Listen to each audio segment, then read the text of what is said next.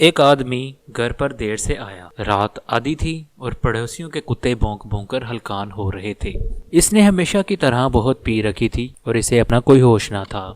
اس کی بیوی نے اسے روز کی طرح آج بھی دروازہ کھولا اور اس کو بیڈ روم تک سہارا دے کر لے گئی۔ بیڈ پر لے کر گئی تو اس نے اپنے ہاتھ میں پکڑی شراب کی بوتل زمین پر دے ماری۔ بیوی نے دیکھا کہ نیچے سارے کانچ پھیل گئے ہیں۔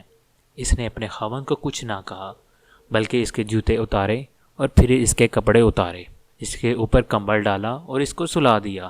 ہمیشہ کی طرح وہ بے سدھ پڑا رہا۔ بیوی نے جھاڑو لا کر نیچے سے کانچ صاف کیے اور راستے میں کمرے تک آتے ہوئے اس کے شوہر نے جو بوتل توڑی تھی شراب کی اس کو بھی صاف کیا۔ صبح کو جب اس کا شوہر اٹھا تو وہ دعا کرنے لگا کہ آج بیگم لڑائی نہ کرے، کیونکہ وہ روز اتنی لڑائی کرتی تھی کہ اپنے خاوند کی شراب پینے اور رات کو دیر سے گھر آنے پر سونے پر سہاگا۔ آج رات تو اس نے اتنے زیادہ برتن اور شراب کی بوتل بھی توڑی تھی۔ وہ ڈرتا ڈرتا ناشتے کی میز پر پہنچا تو دیکھا کہ اس کا صرف بیٹا ناشتہ کر رہا تھا۔ اس نے اپنے بیٹے سے پوچھا کہ ماما کدھر ہیں بچے؟ وہ بولا کہ بازار گئی ہیں گروسری کے لیے اور جاتے وقت آپ کے لیے پسندیدہ ناشتہ بنا کے گئی تھی اور آپ کے لیے یہ اسٹیکی نوٹ بھی چھوڑ کے گئی ہیں۔ اس نے حیرت سے اسٹیکی نوٹ پڑھا اور لکھا تھا کہ میری جان، میں آدھے گھنٹے تک واپس آ رہی ہوں، آپ ناشتہ کر لیں، آپ کا پسندیدہ ناشتہ بنایا ہے، I really love you a lot۔ وہ حیران و پریشان تھا کہ یہ کیا ماجرا ہے، بیوی آج لڑ کیوں نہیں رہی اور اتنا پیار کیوں جتا رہی ہے۔